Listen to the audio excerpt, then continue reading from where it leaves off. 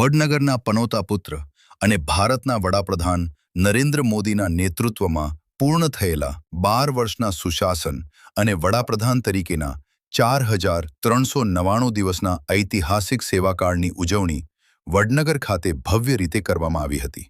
ઐતિહાસિક શર્મિષ્ઠા લેક ખાતે 10,000 દીવડાઓના પ્રાગટ્ય સાથે મહાઆરતી યોજાઈ હતી, જેમાં મોટી સંખ્યામાં નાગરિકો જોડાયા હતા. કાર્યક્રમમાં રાજ્યના ઉર્જા મંત્રી ઋષિકેશ પટેલ અને અગ્રણી જગદીશભાઈ વિશ્વકર્મા વિશેષ ઉપસ્થિત રહ્યા હતા. હજારો દીવડાઓના પ્રકાશથી શર્મિષ્ઠા તળાવનો કાંઠો ઝળહળી ઉઠ્યો હતો અને સમગ્ર વાતાવરણ ભક્તિ, રાષ્ટ્રપ્રેમ અને ઉત્સાહથી છલકાઈ રહ્યું હતું.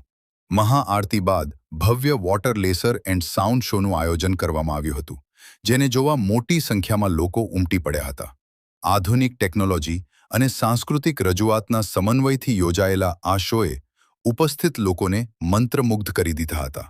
આ પ્રસંગ ઉપસ્થિત મહાનુભાવોએ વડાપ્રધાન મોદીના 12 વર્ષના કાર્યકાળ દરમિયાન દેશના વિકાસ, સુશાસન અને જનકલ્યાણ માટે થયેલા પ્રયાસોની પ્રશંસા કરી હતી.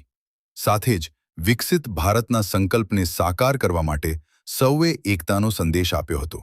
કાર્યક્રમમાં રાજ્યસભા સાંસદ મયંક નાયક, લોકસભા સાંસદ હરિભાઈ પટેલ, ઊંઝા ધારાસભ્ય કિરીટભાઈ પટેલ, દૂધસાગર ડેરીના ચેરમેન અશોકભાઈ ચૌધરી, અગ્રણી ગિરીશભાઈ રાજગોર, ઊંઝા એપીએમસી ચેરમેન દિનેશભાઈ પટેલ તેમજ જિલ્લા કલેક્ટર S.K. પ્રજાપતિ, જિલ્લાના પોલીસ વડા હિમાંશુ સોનકી સહિત અનેક મહાનુભાવો હાજર રહ્યા હતા.